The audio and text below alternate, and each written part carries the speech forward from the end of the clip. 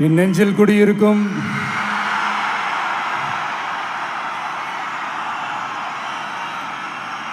கரூர் சொந்தங்கள், உங்கள் அனைவருக்கும் என்னுடைய வணக்கம்.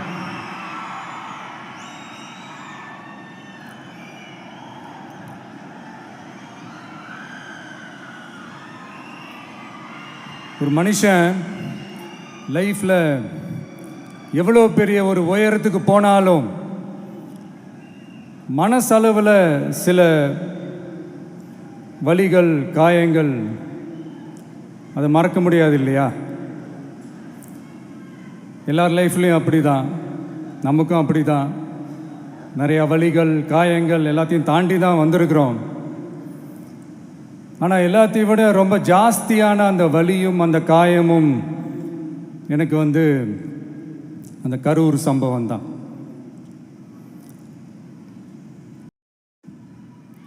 மக்களை சந்திக்கணும், மக்கள் பிரச்சனைகளை எடுத்து பேசணும். அதுக்காக தான் அந்த மக்கள் சந்திப்பு பயணத்தை தொடங்கி திருச்சி, அரியலூர், நாகப்பட்டினம், திருவாரூர், நாமக்கல், கரூர் அப்படின்னு சொல்லிட்டு போயிட்டுருந்தோம். அரியலூரில் அந்த மீட்டிங் முடிச்சுட்டு பெரம்பலூர் போகிறதுக்கு முன்னாடி அந்த பெரம்பலூர் போலீஸ் எங்களை அலர்ட் பண்ணாங்க. சரிங்க, கூட்டம் கொஞ்சம் ஜாஸ்தியாக இருக்குது, லேட் ஆகிடுச்சு, வராதிங்க அப்படின்ட்டு. So we had no choice. Police சொன்னால் நம்ம அதை ஒபே பண்ணி தானே ஆகணும். அதே நேரத்தில் பெரம்பலூர் மக்களோட அந்த சேஃப்டியும் மைண்டில் எடுத்துக்கிட்டு ஒரு மன வலியோடவே திரும்ப போயிட்டோம்.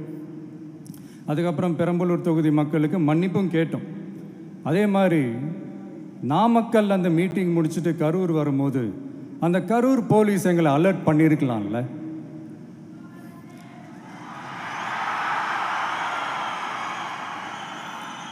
இல்லை சார், இங்கே எதிர்பார்த்ததை விட கொஞ்சம் கூட்டம் அதிகமாக இருக்குது, கண்ட்ரோல் பண்ண முடியல, வராதிங்க.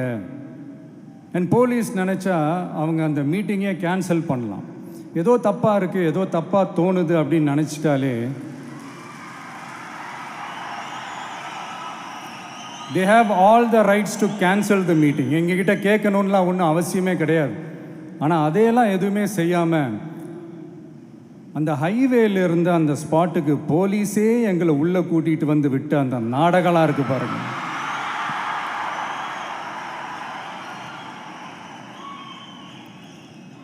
நம்பிட்டேங்க, முழுசாக நம்பிட்டேன்.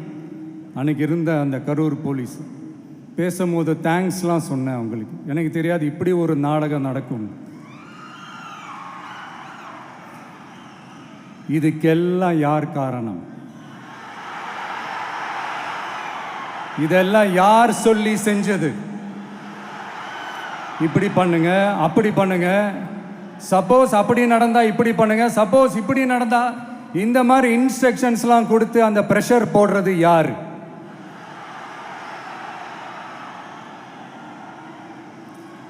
அந்த சம்பவத்தில் நம்ம யாரெல்லாம் இழந்திருக்கோம் தெரியுமா? ஒரு டிவியில் என் படமோ பாட்டோ வந்துச்சுன்னா, அம்மா விஜய் மாமா, அம்மா விஜய் மாமா அப்படின்னு சொல்லி அவங்க அம்மா கிட்ட சிரிச்சுக்கிட்டு அந்த டிவி ஸ்க்ரீனை போய் தொட்டு முத்தம் கொடுத்துக்கிட்டு என் அக்கா தங்கச்சிங்களோட தங்க பிள்ளைகளை இழந்திருக்கோம்யா. மழலை கூட சரியா வராதப்போ ஒரு பேப்பர் மேகசினில் என் ஃபோட்டோவை பார்த்தா அது சிரிச்சுக்கிட்டு அந்த கள்ளங்கபடம் இல்லாத அந்த சிரிப்பு, அந்த கடவுள் மாதிரி இருக்கிற அந்த பச்சை பிள்ளைங்களை இழந்திருக்கோம்யா. என் அக்கா தங்கச்சி, அண்ணன், தம்பி, குடும்ப உறவுகளை இழந்து அந்த வலியோட இருக்கிற என்ன நீங்கள் ஏளனமாக பேசுகிறீங்களா? என் மேலே பழிய தூக்கி போடுறீங்களா? இப்படி ஒரு சம்பவம் நடந்துருச்சு. இது ஏன், எதனால், அதுக்கான பின்னணி என்னன்ட்டு அந்த வலியோட வீட்டில் உட்கார்ந்துட்டு இருக்கிற ஓடி ஒளிஞ்சிட்டான்னு வர சொல்கிறீங்களா? வாயின்னு முன்னிருந்தா என்ன வேணாலும் பேசுவீங்களா?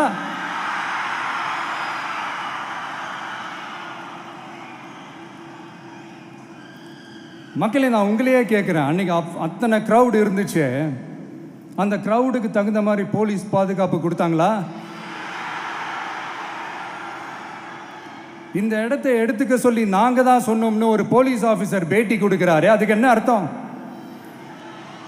இவ்வளோ வலி, இவ்வளோ காயங்கள் கொடுத்துட்டு பழியை தூக்கி நம்ம மேலே போட்டுட்டு அதில் ஒரு அரசியல் ஆதாயம் தேடுறீங்களேயா? இதில் வாய் கூசாம சட்டசபையில் ஸ்டாலின் சார் நம்ம மேலே திருப்பி விட்டு அங்கே ஒரு அரசியல் செய்கிறாரு. அதுக்கு என்ன அர்த்தம்? நமக்காக வந்திருக்கிற மக்களை காக்க வைக்கிறதுக்கு நான் ஒன்றும் ஆதாயம் தேடுற அரசியல்வாதியெல்லாம் கிடையாது. மக்களுக்காக அரசியலுக்கு வந்தவன் இந்த விஜய். எனக்காக எல்லாமும் கொடுத்த என் மக்களுக்காக எல்லாத்தையும் விட்டுட்டு மக்களுக்காக மட்டுமே அரசியலுக்கு வந்தவன் இந்த விஜய். அவங்களுக்காக நன்றி கடன் செலுத்துறதுக்காக மட்டுமே அரசியலுக்கு வந்தவன் இந்த விஜய். உங்களுக்கு தான் இந்த விஜயை பற்றி நல்லா தெரியுமே. ஆனால் நம்ம எல்லாருக்குமே இத்தனை வலிகள் காயங்கள் கொடுத்தவங்களுக்கு இந்த 2026 தேர்தலில் தக்க பதிலடி கொடுத்துட்டீங்க. ஆனால் அது மட்டுமே பத்தாது மக்களே, அது மட்டுமே பத்தாது. காலகாலத்துக்கும் எழுந்திருக்கவே முடியாத அளவுக்கு நிரந்தரமான ஒரு பதிலடியை நீங்க கொடுத்துக்கிட்டே இருக்கணும்.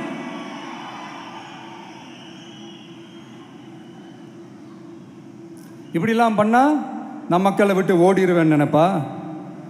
யார் என்ன ஓடினாலும் நான் மக்களை விட்டுலாம் ஓட மாட்டேன். அன்னைக்கும் சொன்னேன், இன்னைக்கும் சொல்றேன், நாளைக்கும் சொல்றேன், தில்லா சொல்லுவேன், கெத்தா சொல்லுவேன். பணமா ஜனமா அப்படின்னு கேட்டா என் ஜனம் தான்டா எனக்கு முக்கியம்.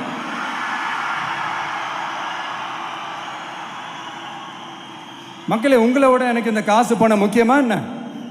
இவ்வளோ குறைகள் நம்ம மேலே சொல்கிறாங்களே, இப்போ நான் சொன்ன மாதிரி அவங்களால ஓப்பனாக சொல்ல முடியுமா? அந்த தில்லு இருக்கா, திராணி இருக்கா? ஒரு கிடையாது.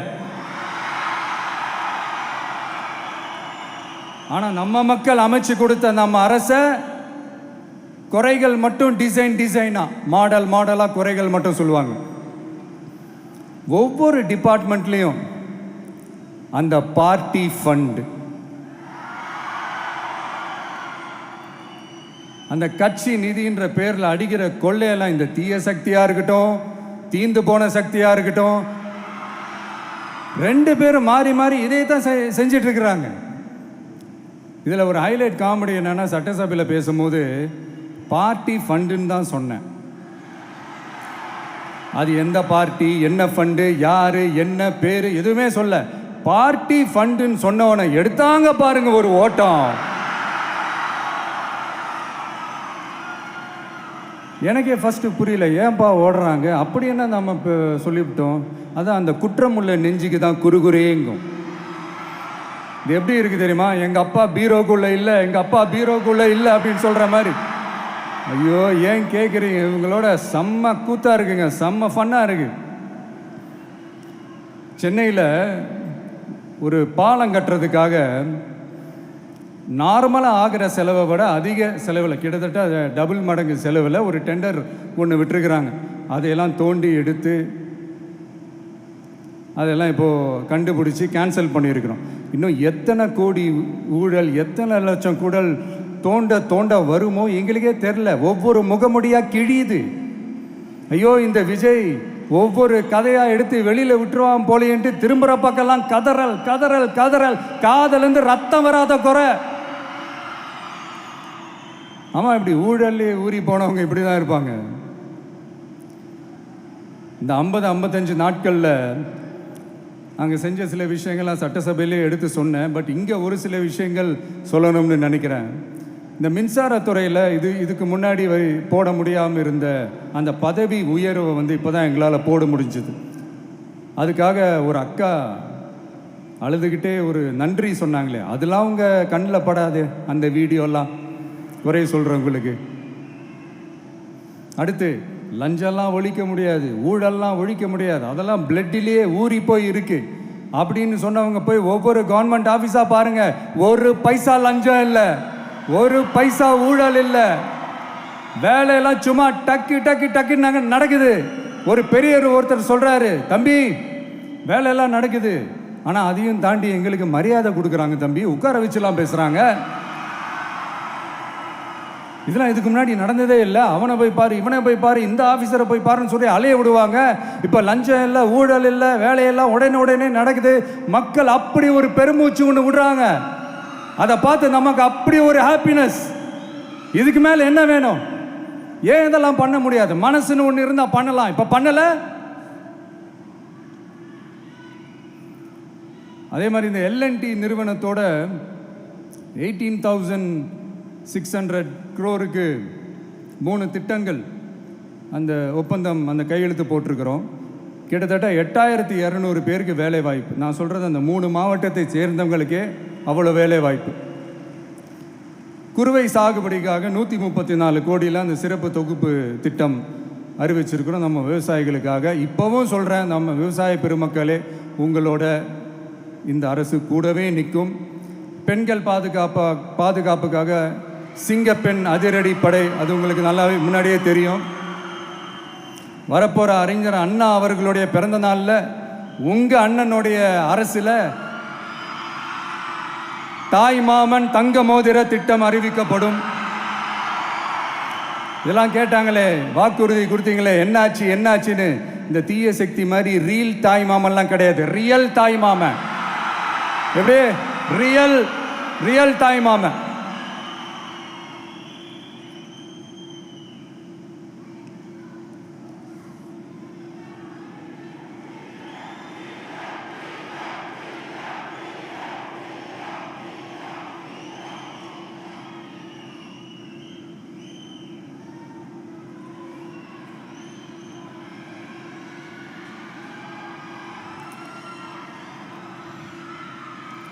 இந்த தீய சக்தியை பற்றி, அவங்க நிர்வாகத்தை பற்றி ஒரு வெள்ளை அறிக்கை ஒன்று வெளியிட்டோம்ல, அது ஷார்ட் அண்ட் ஸ்வீட்டாக சொல்லணுன்னா, ஒரு ஓட்ட பாத்திரத்துக்குள்ளே தண்ணி ஊற்றிக்கிட்டே இருந்திருக்கிறாங்க. பாத்திரம் எம்டியாகவே இருந்திருக்கு, ஆனால் ஊற்றின தண்ணி தான் எங்கே போச்சுன்னு தெரில. கடவுளுக்கு தான் வெளிச்சம். அது மாதிரி இப்போ நம்ம சொன்னதெல்லாம் சும்மா ஒரு சாம்பிள் தான். இன்னும் வரப்போகிற நாட்களில் உங்கள் அரசனுடைய அந்த விஸ்வரூபத்தை நீங்கள் பார்ப்பீங்க. அடுத்து வாயத்துறங்க சிஎம். அடாடா, உங்கள் சிஎம் நெஞ்சிலேயே குத்திட்டு வந்தீங்க பாருங்க, அதெல்லாம் வேற லெவல். பேசுங்கன்றீங்க, பேசுனா எந்திரிச்சு ஓடிடுறீங்க. இனிமேல் பேச ஆரம்பிக்கிறதுக்கு முன்னாடி என்ன பண்ணணும் அப்படின்னா, ஒரு நண்பர் ஒருத்தர் சொன்னார், மாண்புமிகு பேரவைத் தலைவர் அவர்களே, எல்லா டோரையும் இழுத்து லாக் பண்ணுங்க அப்படின்னு சொல்லிட்டு தான் பேச ஆரம்பிக்கணும் போல் இருக்கு. ஏன்னா பேசிருக்கும் போதே எந்திரிச்சு ஓடிடுறாங்க. 5 நிமிஷம் பேசினதுக்கே குளத்தூரில் கொத்து பரோட்டா போட்டாங்க. இதுக்கு மேலே பேசினா மொத்தமாக முடிஞ்சிடும், பார்த்துக்கங்க. நாம் அரசியல் பேசினா விஜயெல்லாம் அரசியல் பேசலாமா அப்படிங்கிறது. சரிப்பா, நமக்கு எதுக்கு வம்பு, நம்ம பாட்டுக்கு நம்ம வேலையை பார்ப்போம், எதுக்கு அவங்கள பற்றி பேசிக்கிட்டு அப்படின்னு இருந்தால் விஜய்க்கு அரசியலே பேச தெரில அப்படிங்கிறது. இப்படியே மாறி மாறி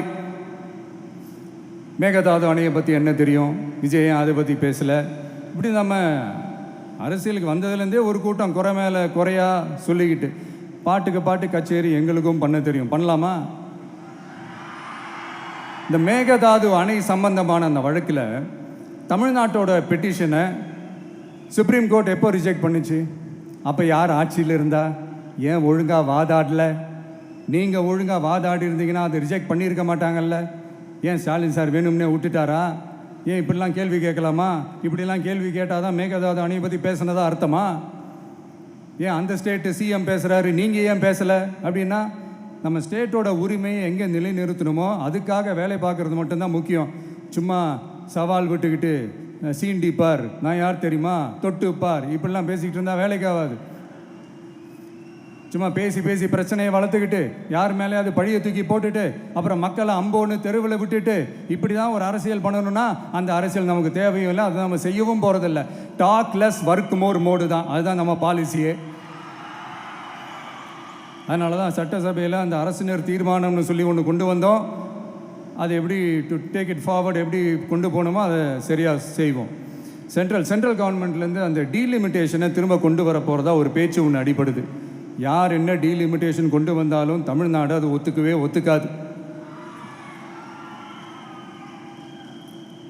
நமக்கான இடத்தை யாரும் பறிக்கவும் முடியாது, அது பறிக்கவும் விட மாட்டோம். இப்படி நாம் இருக்கும் போது இந்த தீய சக்தி திமுக எங்கே போய் நிற்குது, யார் கதவை தட்டிக்கிட்டு நிற்குது, அது உங்களுக்கே நல்லா தெரியும். மக்களே, இந்த தீய சக்தியும் தீந்து போன சக்தியும் வேறலாம் இல்லை, கூட்டு களவாணிங்க. சொல்ல முடியுமா அவங்களால? எங்களுக்குள்ள ஒட்டும் இல்லை, உறவும் இல்லை, அறிவிக்க முடியுமா? நிரூபிக்க முடியுமா? இந்த வரப்போகிற இடைத்தேர்தலில் அதை நிரூபித்து காட்டுங்க, அப்புறமா பேசுங்க. மக்களை, என் மனசை விட்டு கரூர் எப்பவும் நீங்கவே நீங்காது.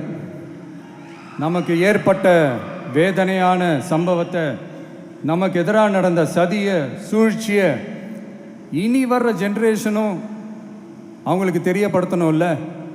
அதுக்காகவே இனி ஒரு அரசியல் சதியை, அரசியல் சூழ்ச்சியை யாரும் யோசிக்கவே கூடாதுன்றதுக்காகவே கரூரில் ஒரு நினைவு சின்னத்தை நம்ம டிவிகே சார்பாக அமைக்கப்படும் அப்படின்றத அறிவிக்கிறோம். அப்புறம் கரூர்லேருந்து ஒட்டுமொத்த தமிழ்நாட்டு மக்களுக்கும் சொல்கிறேன், உங்கள் டிவிகே அரசு உங்களுக்காகத்தான் உழைக்கும். அடிப்படை வசதிகளை முதல்ல நிறைவேற்றணும். ஒரு பக்கம் நிதி நிலைமையை சரி செஞ்சுக்கிட்டே, இன்னொரு பக்கம் அப்படியே நாம் சொன்னதில் ப்ரையாரிட்டி பார்த்து ஒவ்வொன்றா படிப்படியாக நிறைவேற்ற ட்ரை பண்ணுவோம். இது எப்பவும் உங்களுக்கான அரசாக தான் இருக்கும். இந்த விஜய் உங்கள் விஜயாக தான் இருப்பான். நீங்கள் உரிமையோட உங்கள் கவர்மெண்ட்டை நீங்கள் அணுகலாம். இந்த தீயசக்தி ஆட்சி முடிஞ்சு பொட்டிக்குள்ளே போனதுலேருந்தே என்னென்னமோ பண்ணுறாங்க, இது ஏதோ பேசுகிறாங்க. சோஃபாங்கிறாங்க, வாஷிங் மிஷினுங்கிறாங்க. இந்த அரசியல் வியாபாரம் பண்ணுறதுக்கான அந்த வெண்டிங் மெஷினே அவங்க தான். யார்? இந்த திமுக. இதில் நம்மளை பார்த்து வாஷிங் மிஷினுங்கிறாங்க. எலெக்ஷனில் ஓட்டுக்கு காசு கொடுக்குற அந்த கலாச்சாரத்தையும் அந்த கல்ச்சரை அடித்து நொறுக்கி இருக்கிறோம். எலெக்ஷன்லேயே அப்படி வேலை பார்த்த நமக்கு எதுக்கு இந்த குதிரை, கழுதை, ஒட்டக பேரெல்லாம்? மக்களின் பக்கம் அப்படி இருக்கும்போது நமக்கு எதுக்கு இந்த பேரெல்லாம்? இந்த திருட்டு திமுக ஆட்சியை வச்சுக்கிட்டு ஊரடிச்சு ஒலையில போட்டு இந்த கொள்ளையை அடிச்சதுனால தான் உங்க கரூர் கம்பெனி ஓனர் ஒருத்தர் எங்க எங்க இருக்காருன்னே தெரியாம ஓடு ஓடு ஓடு ஓடு ஓடு ஓடு ஓடு ஓடு வராம் பாரு வேட்டக்காரன் ஓடினே இருக்கிறாரு. இன்னொருத்தர் ஃபாரின்ல போய் ஒளிஞ்சுக்கிட்டார். ஃபாரின் ஸ்டாலின் சார் நினைச்சிட போறீங்க, அவர் இல்லை. எனக்கு எப்பவுமே ஸ்டாலின் சார் மேல ஒரு தனி பாசம் ஒன்று உண்டு.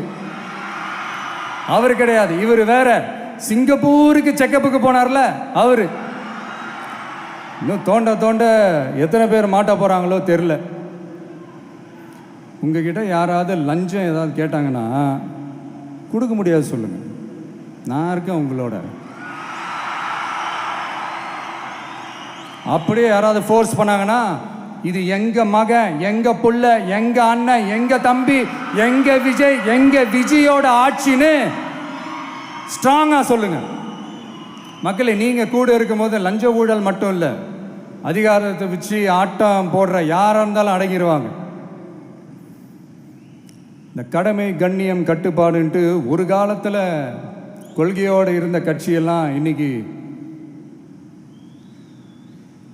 எப்படி இருக்கான்னு உங்களுக்கே தெரியும். அதாவது இந்த டிவிகே கட்சியோட தலைவரை எதிர்க்கிறதுல ஒரு நியாயம் இருக்கு. ஏன்னா உங்க பொழப்பில் மண்ணள்ளி போட்டான். என்ன இந்த ஊழல் லஞ்சம்லாம் பண்ண மாட்டேன்னு சொல்லி உங்கள் அரசியலையே ஒரு தெருமுனைக்கு கொண்டாந்து விட்டான். மக்கள் வேற அவனை தான் நம்புகிறாங்க. ஸோ இந்த விஜயை எதிர்க்கிறதுல ஒரு அரசியல் நியாயம் இருக்குது, அதை புரிஞ்சுக்கலாம். ஆனால் இன்னைக்கு இந்த விஜயை மக்கள் ஓட்டு போட்டு ஜெயிக்க வச்சு ஒரு தீர்ப்பை கொடுத்து மக்களுக்காக வேலை செய்கிறதுக்காக முதலமைச்சராக உட்கார வச்சிருக்கிறாங்க. என்னமோ இன்னமும் நீங்கள் தான் ஆட்சியில் இருக்கிற மாதிரி. விஜய் கரூருக்கெல்லாம் போகக்கூடாது, விஜய் இங்கே போகக்கூடாது, அது செய்யக்கூடாது, இது செய்யக்கூடாதுன்னு எனக்கு புரியலையே. ஆட்சியில் இருக்கும் போது தான் இவ்வளோ கட்டுப்பாடெல்லாம் போட்டிங்க, எஸ்ஓபிஸ்லாம் போட்டிங்க, ஸ்டாலின் சார் ஆப்ரேட்டிங் ப்ரொசீஜர்லாம் போட்டிங்க. இப்போவும் அதே பண்ணிட்டு இருந்தீங்கன்னா என்ன சார் நியாயம்? இல்லை, நான் தெரியாமல் தான் கேட்குறேன். இன்னும் கனவுலையே இருக்கிறீங்களா? முதல்ல முழிச்சு வாங்க, ரியாலிட்டிக்கு வாங்க. உங்கள் ஆட்சியெல்லாம் வீட்டுக்கு போய் டிவிக்கேன்னு ஒரு ஆட்சி வந்து ரொம்ப நாள் ஆச்சு. ஒழுங்கா படி என்று சுப்ரீம் கோர்ட் ஓங்கி மண்டேலியே நறுக்கு நறுக்கு நறுக்கு என்று செம்மட்டியாலே அடிச்சும் இந்த திமுக முழிச்சிக்கல அப்படின்னா அப்போ கொஞ்சம் கஷ்டம்தான். வெற்றி தோல்வியெல்லாம் அரசியலில் சகஜம் சார். அதுக்காகலாம் வெறி பிடிச்சி இந்த பதவி வெறி பிடிச்செல்லாம் அலைய தேவையில்லை. நல்ல விதமாகவே சொல்கிறேன், நியாயமான அரசியல் பண்ணுங்க. ஓ, அதுதான் உங்களுக்கு தெரியாதுல்ல. இந்த தீய சக்தி திருத்தவும் முடியாது, அவங்களா திருந்துவாங்கன்னு பார்த்தா அதுவும் நடக்க போகிறதில்ல. அதனால் வரப்போகிற இடைத்தேர்தலில் மக்களே இந்த தீய சக்தி திமுகவை நல்லா வெச்சு வெளுத்து விடுங்க. கான்ஃபிடண்டா இருங்க மக்களே, நல்லதே நடக்கும், வெற்றி நிச்சயம். மீண்டும் சந்திக்கும் வரை நன்றி, வணக்கம்.